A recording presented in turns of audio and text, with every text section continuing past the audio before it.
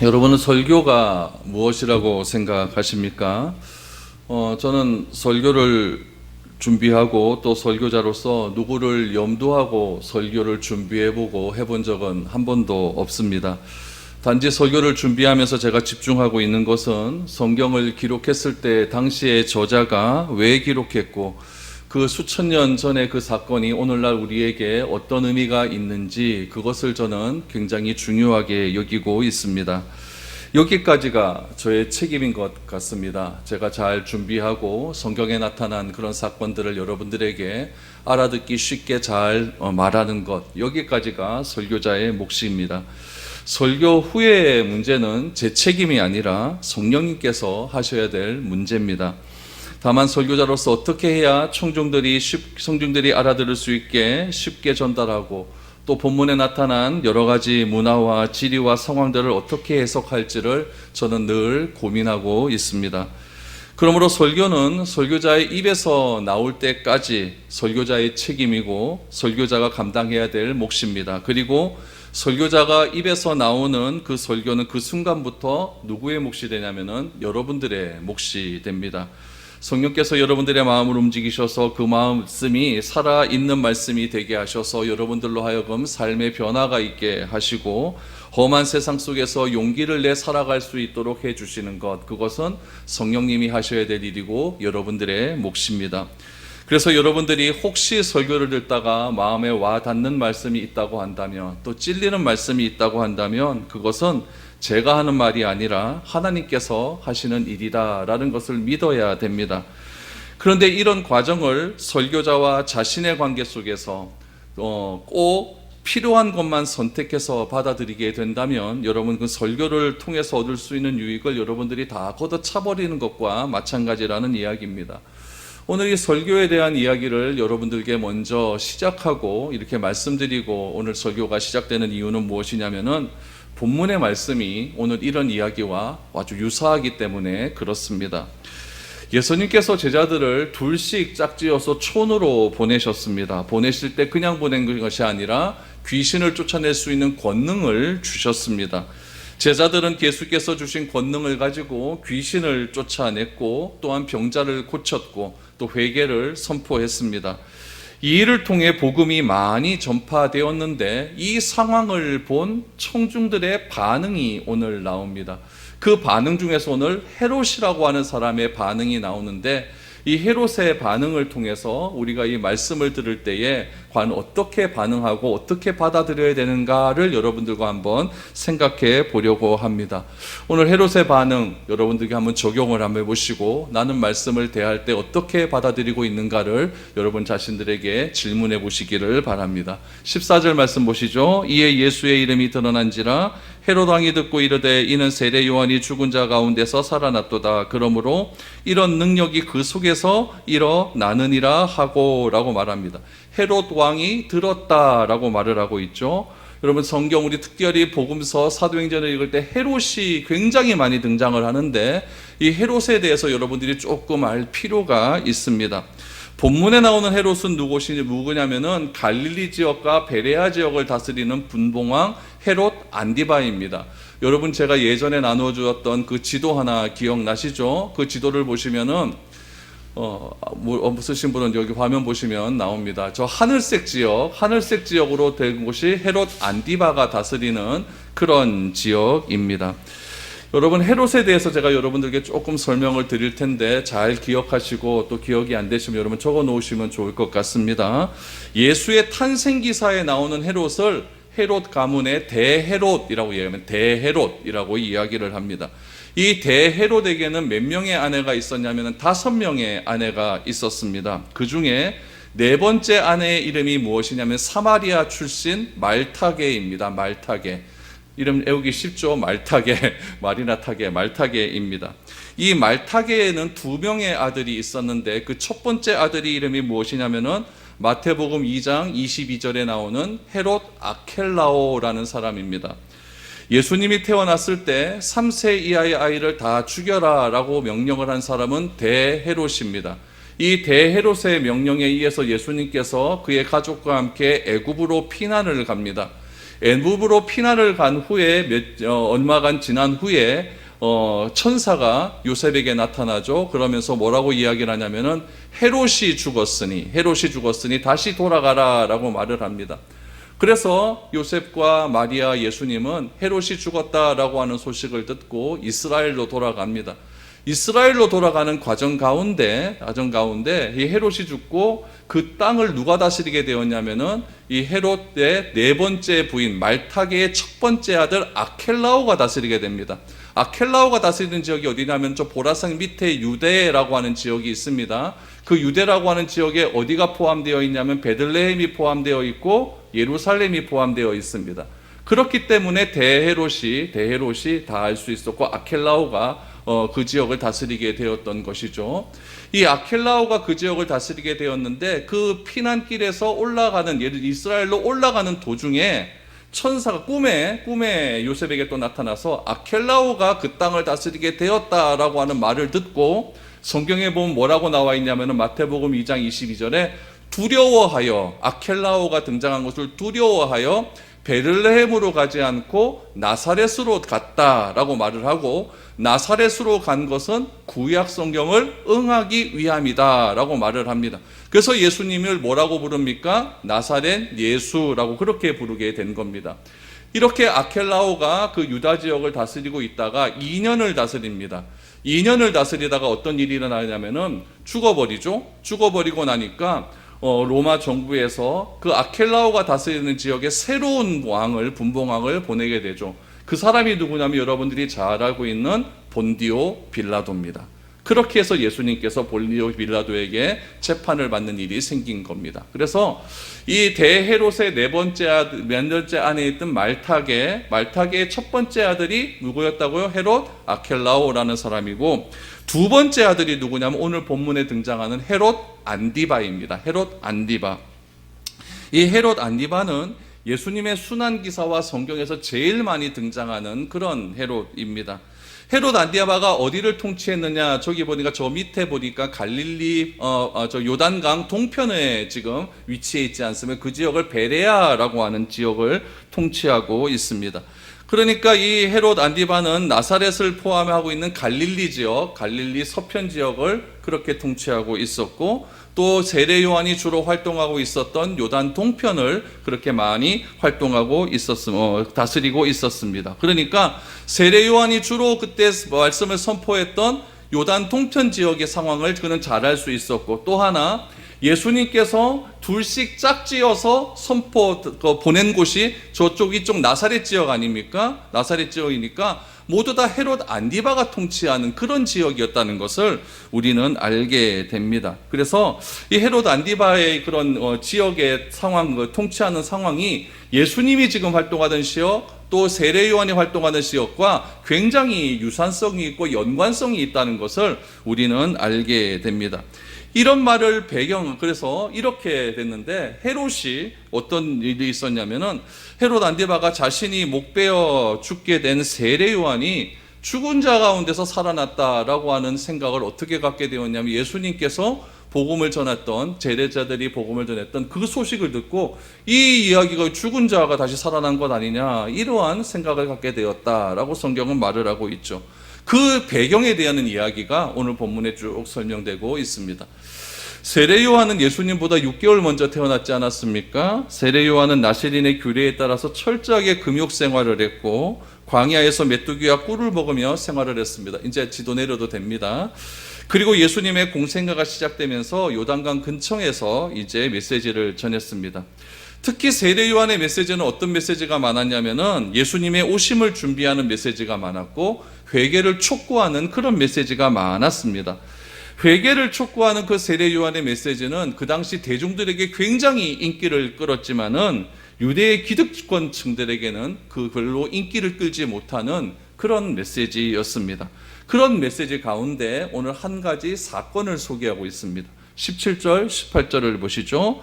전에 헤롯이 자기가 동생 빌립의 아내 헤로디아에게 장가든 고로 이 여자를 위하여 사람을 보내어 요한을 잡아오게 가두었더니 이는 요한이 헤롯에게 말하되 요한의 아내를 취한 것이 옳지 않다 하였음이라 라고 말합니다. 지금 여기서 나오는 헤롯은 다 헤롯 안디바입니다. 당시 분봉왕이었던 헤롯 안디바의 부도덕한 결혼 생활을 지금 지적을 했다라는 이야기죠.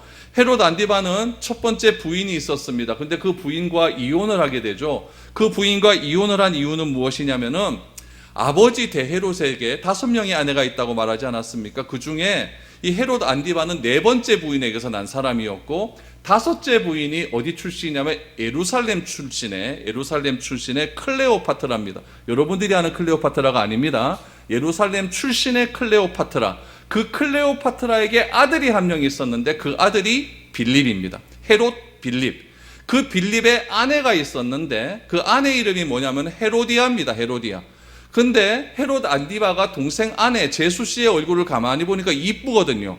그러니까 저 제수 씨를 내 아내로 삼고 싶은 거예요. 그래서 자신의 아내를 차버리고 이혼해버리고 자신의 동생 아내를 취해서 자기의 아내로 만들어버렸던 것이죠. 근데 헤롯의 빌립의 아내였던 헤로디아도 가만히 보니까 자기 남편보다는 자기 그 시아버지 어머님이 훨씬 더 잘 나갈 것 같거든요. 그래서 이혼해버리고 자기의 시아버지와 시아주버님과 이렇게 결혼을 하게 된 것이죠. 여러분, 이러한 사건을 누가 지적을 했느냐? 세례 요한이 강도 높게 지적을 했다는 이야기죠. 어디서? 요단강에서 지적을 한 거예요. 요단강 근처는 누가 다스리고 있는 지역? 헤롯 안디바가 다스리고 있는 지역이죠. 이 이야기를 다 듣고 있었다는 이야기죠. 특히 헤롯 가문은 어디 가문이냐면은 에돔 출신입니다. 에돔 출신인데 에돔 출신은 어떻게 보면 로마로 보면은 굉장히 이방 지역 아닙니까? 이방 지역이기 때문에 귀족으로 편입이 될 수가 없었어요. 그런데 이 헤롯 가문이 돈을 가지고 로마에 뇌물을 주고 로마는 그 돈을 받아가지고 이 헤롯 가문을 이스라엘이 다스릴 수 있도록 이렇게 권력을 주었거든요. 그러다 보니까 여러분 굉장히 이스라엘 사람들 입장에서 보면은 이 에돔 사람들 어떻게 보면 저 위로 올라가다 보면은 야곱과 에서의 후예 아닙니까? 그런 후예가 우리를 강하게 통치하고 있으니까 굉장히 불만이 많았던 거죠. 불만이 많았던 거고 친헤롯 세력들, 그러니까 기득권층들이죠. 그 기득권층들은 어떻게 해서든지 헤롯에게 잘 보이려고 그렇게 애를 쓰는 상황이었는데 세례 요한이 갑자기 나타나서 헤롯 잘못되었다, 너 결혼이 잘못되었다 이렇게 해버리니까 대중들은 막 지지하기 시작하는 것이죠. 와, 진짜 선지자가 나타났다.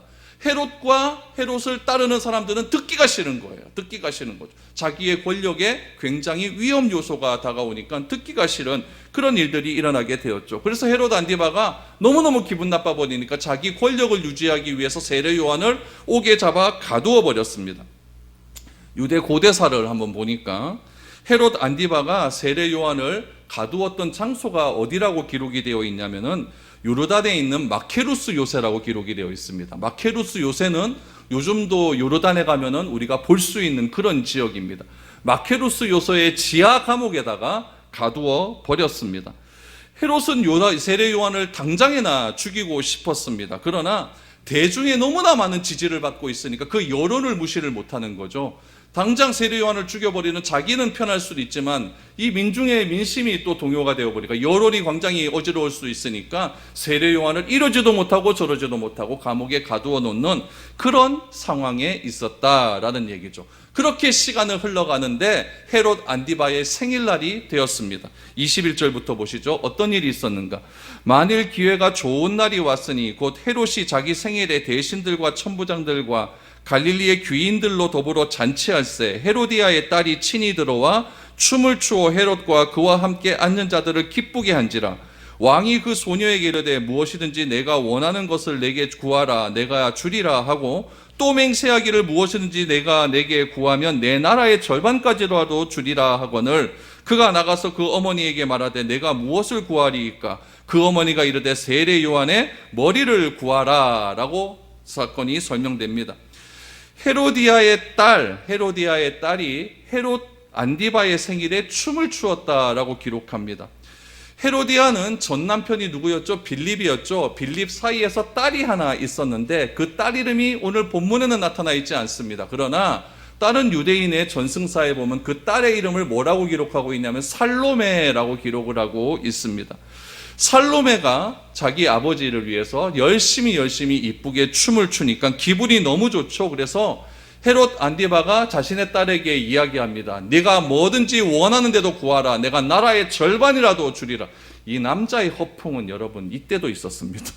이게 이제 뭐 내가 그만큼 강력한 권력을 소유하고 있었다 이런 것 아니겠습니까? 그러자 살로메가 자신의 어머니였던 헤로디아에게 갑니다. 가서 어떤 소원을 말할까요? 그랬더니 헤로디아가 세례 요한의 목을 구합니다.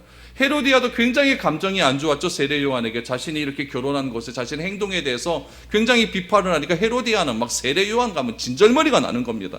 어떻게 죽일까 그러는데 어떻게 죽일까? 남편이 뭐 아무렇게도 뭐 행동을 취하지 않으니까 이러지도 못하고 저러지도 못한 상황이었는데 찬스가 온 겁니다. 27절, 29절을 보십시오. 왕이 곧 시병 하나를 보내어 요한의 머리를 가져오라 명하니 그 사람이 나가 옥에서 요한의 목을 베어 그 어머니를 소반에 얹어다가 소녀에게 주니 소녀가 이것을 그 어머니에게 주리라. 요한의 제자들이 듣고 와서 시체를 가져다가 장사하리라. 결국 헤롯 안디바에 의해서 세례 요한은 이렇게 비참하게 죽고 맙니다. 세례 요한의 머리를 누가 가져갑니까? 헤로디아가 가져갑니다. 여러분 참 이 여자도 대단한 여자예요. 사람 목을 그렇게 가져간다. 그것도 오봉에 얹어서 가져간다. 여러분 이거 굉장히 심각하죠. 그래서 목은 누가 가져가냐? 헤로디아가 가져가게 되었고 시체는 누가 가져갔다고 합니까? 세례 요한의 제자들이 가져갔다라고 말을 합니다. 세례 요한의 제자에 의해서 장사가 되었는데 그 장소가 어디냐? 사마리아 땅입니다. 지금도 사마리아 땅에 가면은 세례 요한의 무덤이라고 전해진 곳이 있습니다. 그 무덤에 비잔틴 시대에 교회를 하나 세워놨어요. 그래서 세례 요한 무덤 교회라고 이렇게 세워놨는데 그것이 또 오스만 투르크 무슬림에 의해서 다 무너지고 지금은 모슬림 사원이 이렇게 세워져 있습니다. 그 모슬림 사원 앞에 아주 재미있는 게 하나 있는데 뭐가 있냐면은 세례 요한 머리 교회라고 있습니다. 교회 이름, 너 어느 교회 다니냐? 세례 요한 머리 교회 다닌다.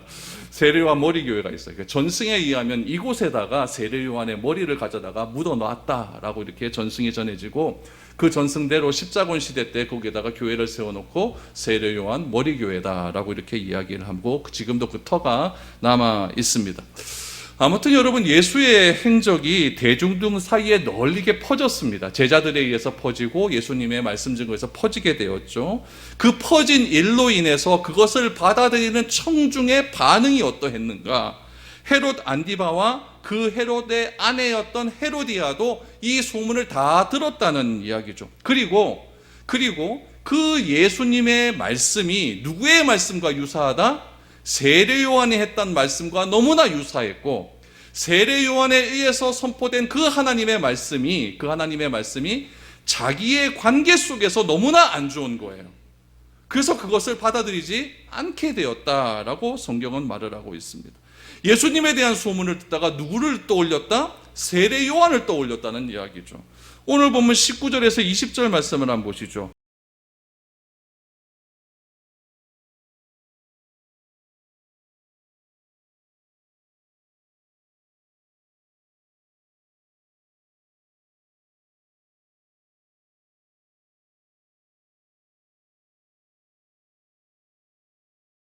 상황이 나와요. 세례 요한은 의로운 사람인 것 같은데 하는 말을 들으니까 너무너무 듣기 싫고 요즘 말로 하면 이러지도 못하고 저러지도 못하고 막 이런 상황이 있는데 아내는 맨날 와서 바가지 긁는 거죠. 저거 죽여버리자. 당신을 그렇게 욕하는 저 사람 저거 뭐 죽여버리지 않겠느냐 막 이런 일로 인하여서 굉장히 어려운 관계 상황에 있게 되었다라는 이야기죠. 세례 요한의 지적을 더 죽이듯이 믿게 생각하는 사람 누구였다? 헤롯 안디바의 아내였던 헤로디였다라는 이야기죠. 헤로디아는 세례 요한을 죽이고 싶었지만 남편이 죽이라고 하는 명령을 내리지 못했기 때문에 막 망심에 찔리는 거죠. 남편은. 그렇기 때문에 이러지도 못하고 아무것도 하지 못하고 있었던 상황에 있었습니다. 여기서 우리가 이제 한 가지 질문을 하게 됩니다. 14절 말씀. 헤롯 안디바가 예수의 소문을 들었다라고 나옵니다. 그렇다면 어떤 소문이었을까? 헤롯 안디바는 어떤 소문이었기 때문에 이 예수와 관련된 소문을 듣고 세례 요한을 떠올렸을까? 예수님의 소문과 세례 요한의 사역에 유사점이 있기 때문에 그렇다라는 이야기죠. 그렇다면 예수님의 사역은 세례 요한의 사역은 어떤 특징이 있었을까요? 세례 요한과 헤롯 안디바의 연관성을 보면은 헤롯 안디바가 듣기에는 세례 요한은 자신의 잘못을 매일 지적하는 말만 했습니다. 세례 요한은 당시에 특히 누구의 잘못을 많이 지적을 했냐면 기득권 세력의 잘못을 굉장히 많이 지적을 했습니다. 그리고 회개할 것을 촉구했습니다. 세례 요한의 사역이 기록된 마태복음을 보시고 누가복음에 보면은 이러한 일들을 지적했습니다. 먼저 바리새인들과 사두개인에게는 너희들의 권력을 가지고 그렇게 마음껏 권력을 가지고 백성들을 어렵게 하지 말고 회개에 합당한 열매를 맺으라 라고 그렇게 메시지를 정했습니다. 또 누가복음에 보니까 세례 요한은 세리들에게 정한 징수 외에는 그 이상의 세금을 부과하지 말아라 이렇게 이야기를 했죠. 군인들에게는 뭐라고 이야기했느냐, 너희들이 가진 그 힘을 가지고 약한 자들을 괴롭히지 말고 군림하지 말고 너희들의 돈을 탐하지 말고 너희들이 받은 월급 그것을 족한 줄로 여겨라 라는 메시지를 전했습니다. 여러분, 이들이 다 누굽니까? 유대 사회의 기득권 세력들 아닙니까? 다 자기들의 힘을 가지고 군림하려던 그런 세력들 아닙니까? 이런 말들을 기득권들에게 이야기하자 이들이 굉장히 기분이 나쁠 수밖에 없었던 것이죠. 그럼 예수님의 파송을 받았던 제자들은 어떤 메시지를 전했을까요? 제자들 또한 우리 지난주에 보았던 마가복음 6장 12절 말씀에 보면은 회개를 촉구했다라고 합니다. 회개를 촉구했다. 그 이유는 무엇일까? 쭉 종합해 보면 천국이 가까이 왔기 때문에 그렇습니다. 제자들이 전한 메시지를 헤롯 안디바도 들었습니다. 어떻게 들었을까요? 자기가 통치하는 구역이기 때문에 다 들을 수밖에 없는 것이죠. 그 메시지의 내용이 무슨 메시지였다? 회개에 대한 메시지니까 여러분, 세례 요한의 메시지가 예수님의 메시지가 너무너무 비슷한 거예요. 똑같이 회개에 관한 메시지를 전하고 있었다는 것이죠. 그러면서 자연스럽게 누구를 떠오르냐? 헤롯 안디바가 세례 요한을 떠오르게 되었던 것이죠. 그리고 헤롯 안디바는 선지자가 하는 일은 도대체 무엇인가? 사회의 불의를 지적하는 일이라고 생각을 했고 예수님의 사역도 이와 비슷하기 때문에 회개를 촉구하는 것이 아닌가 이렇게 생각을 했던 것입니다. 이 말은 결국 무엇이냐? 예수님께서 하는 그 메시지가, 기득권층을 향해서 하는 그 메시지가 자신의 권력을 유지하는데 방해가 된다 이렇게 결론을 내어버리는 거예요. 그래서 15절 16절 말씀을 보시죠. 어떤 이는 그가 엘리야라 하고 또 어떤 이는 그가 선지자니 옛 선지자 중에 하나와 같다 하되 헤롯은 닫고 있으되 내가 목벤 요한 그가 살아났다 하더라. 이런 복합적인 관계가 나오는 겁니다. 여러분, 굉장히 이거는 우리에게 주는 메시지가 강합니다. 하나님의 말씀이 선포되는데 그 말씀을 나와 연관된 연관성 속에서 자꾸 생각한다는 이야기예요. 하나님의 말씀을 내 말씀으로 받아들이는 것이 아니라 내가 그 말씀을 받아들이면 내가 지금 누리고 있는 이 권력이 어떻게 될 것인가? 내가 누리고 있는 이 상황들이 어떻게 될 것인가? 내가 누리고 있는 이 생활들이 어떻게 될 것인가? 이것과 자꾸 연관시켜서 하나님의 말씀을 절대적으로 받아들이는 것이 아니라 상대적으로 받아들이고 있다는 것이 가장 큰 문제라는 이야기입니다. 그래서 예수님의 사역의 소식을 헤롯이 그렇게 받아들이고 있는 거예요. 그렇게 받아들이고 있면서 병을 고치고 귀신을 쫓아내지 않았습니까? 제자들의 사역을 보니까 병을 고치고 귀신을 쫓아내는 사역을 주목을 하면서 엘리야를 자연스럽게 떠올리게 되는 것이죠. 아, 구약의 엘리야도 그랬던 건데. 그럼 엘리야는 누굽니까? 구약을 대표하는 선지자니까 예수도 선지자가 아닌가 이런 생각이 드는 것이고, 또 이런 생각을 들면서 세례 요한이 했던 그런 사역을 들으면서 아, 세례 요한이 그러면 환생한 것은 아닌가 이런 생각이 들기 시작을 한 것입니다. 우리는 헤롯 안디바의 생각을 보면서 그가 하나님의 말씀을 듣고 얼마나 불안했는지를 알 수 있게 됩니다. 자기의 잘못이 있었고 그 잘못을 지적하는 세례 요한, 그로 인해 세례 요한의 죽음, 그리고 세례 요한을 죽이라고 명령한 자신의 행동, 이런 일련의 모든 행동들이 예수님과 관련된 소문을 듣고 꼬리에 꼬리를 물면서 자꾸 자기의 연관성 속으로 다가오게 되었다라는 이야기입니다. 여러분, 우리는 평생 무엇인가를 선택하며 살아갑니다. 그 선택함에 있어서 나는 늘 생각을 하죠. 나는 바른 선택하고 싶고 나는 객관적인 선택을 하고 싶고 내가 선택한 그 선택은 항상 바르고 객관성이 있다라고 늘 생각을 합니다. 그러나 우리의 선택은 늘 객관적이지 못합니다. 내주관적이죠. 우리의 선택은 바른 선택만을 하며 살아가고 있지는 못합니다. 때로는 선입견 때문에, 때로는 감정 때문에, 때로는 어떤 인간관계 때문에, 또한 말로 설명할 수 없는 다른 이유 때문에 편협하고 잘못된 판단을 내리기도 하는 것이 우리의 일생입니다. 이와 같은 일은 우리가 설교를 들으면서도 똑같이 일어날 수 있습니다. 때로는 설교자의 관계 때문에, 설교자와 나와의 관계 때문에, 때로는 내 안에 감추어진 상처 때문에, 때로는 나와 함께 드리고 있는, 예배 드리고 있는 그 어떤 사람 때문에, 때로는 나와 다른 성경을 해석하는 설교자 때문에, 심지어 예배당을 올 때 10시 반에 딱 집에서 출발하려고 하는데 아내와 싸웠어요. 자식들과 다툼이 있었어요. 그 일 때문에.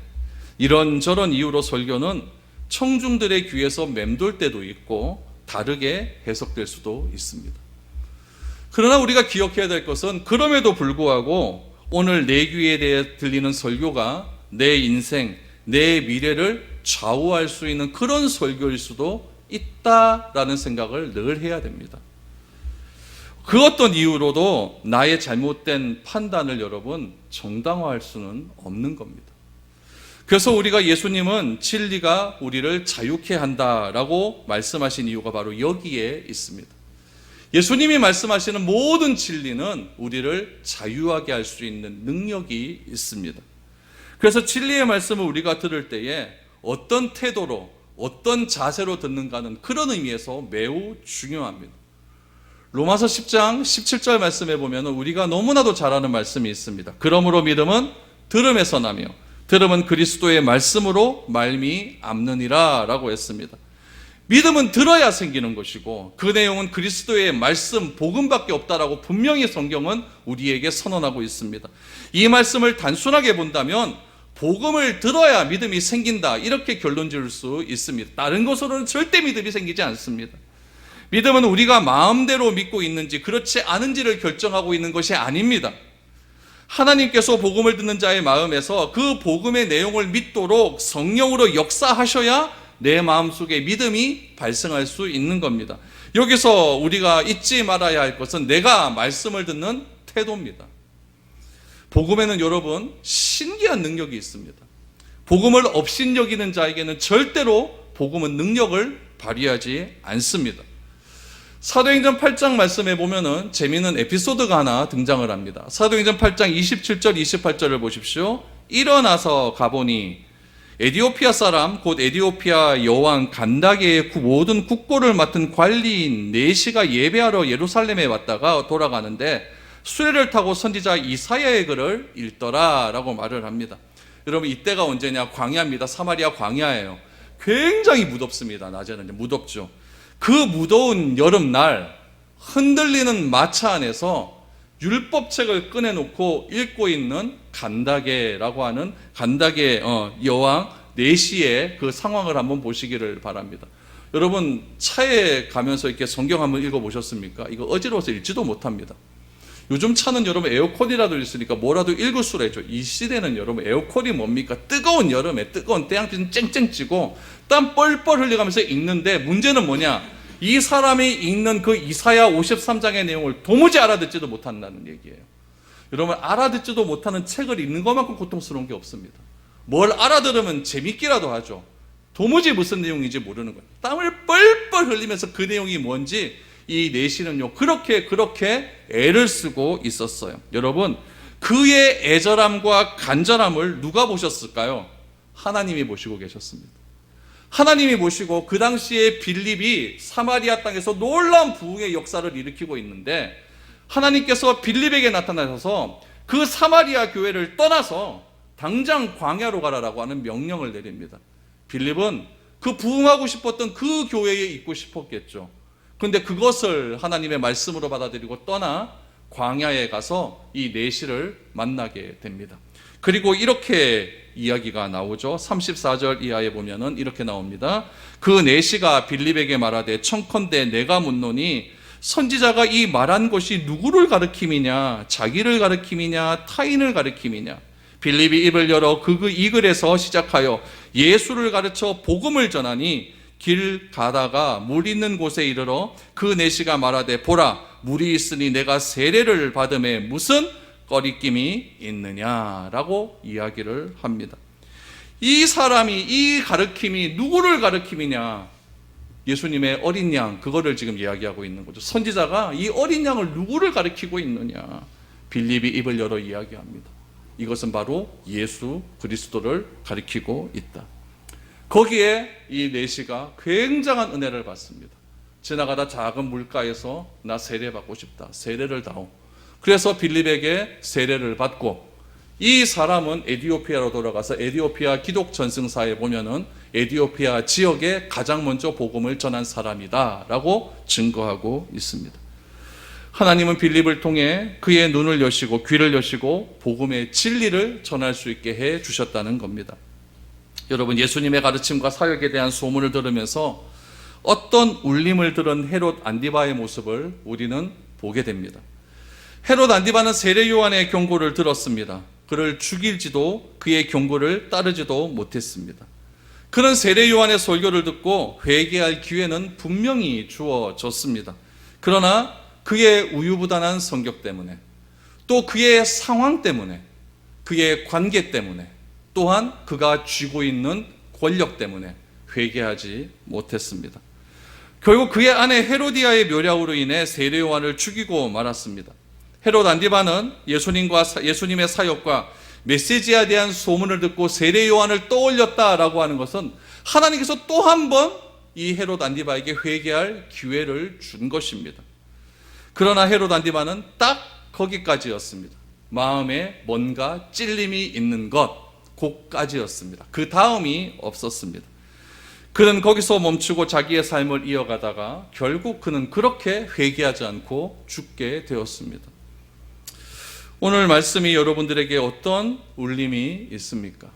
어떤 사람에게는 뭐 뻔한 말씀이네, 다 아는 말씀이네, 이렇게 말할 수도 있고, 어떤 사람은 또 좀 새롭네, 이렇게 말하는 사람도 있을 수도 있고, 어떤 사람은 그저 그렇네, 이렇게 말하는 사람도 있을 수도 있고, 다양한 반응이 있다라고 생각을 합니다. 여러분들은 하나님의 말씀을 대할 때 어떤 태도로 하나님의 말씀을 대하고 있습니까? 하나님의 말씀을 읽을 때 어떤 태도로 하나님의 말씀을 읽고 있습니까? 설교를 듣는 나의 상황에 따라 하나님의 말씀은 다르게 느껴질 수도 있고, 다르게 판단되어질 수도 있고, 또 받아들여질 수도 있습니다. 지금 여러분은 어떤 상황입니까? 나는 하나님의 말씀을 읽고 들을 때 그 말씀이 참되고 나를 구원으로 인도하는 유일한 말씀이라고 여러분들은 과연 인정하고 있습니까? 그 안에서 참된 삶의 원리를 과연 얼마만큼 발견하고 있습니까? 그 말씀을 통해 나에게 말씀하시는 가르침에 내가 순종할 준비는 되어 있습니까? 이러한 질문에 여러분들은 어떻게 대답할 수가 있습니까? 히브리서 기자는 하나님의 말씀이 이런 능력이 있다라고 우리에게 전해주고 있습니다. 히브리서 4장 12절 13절에 보니까 하나님의 말씀은 살아있고 활력이 있어 좌우의 날선 어떤 검보다도 예리하여 혼과 영과 및 관절과 골수를 찔러 쪼개기까지 하며 또 마음의 생각과 뜻을 판단하나니 지으신 것이 하나도 그 앞에 나타나지 않음이 없고 우리의 결산을 받으실 이에 눈앞에 만물이 벌거벗은 것 같이 드러나느니라 라고 말씀을 정의하고 있습니다.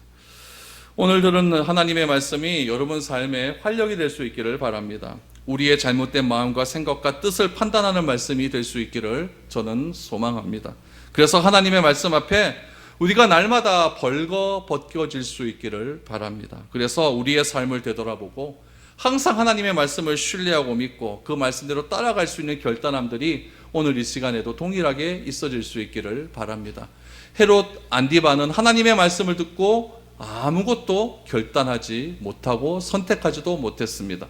이런 우유부단함이, 이런 판단이 여러분 가운데 사라져서 하나님의 말씀이 여러분 가운데 판단되어질 수 있는 기준으로 자리 잡아 여러분 이 험한 세상 살아가면서 여러분들의 선택이 항상 하나님의 말씀 기준으로 선택되어질 수 있는 복된 한 주간의 삶이 되어질 수 있기를 축복드립니다.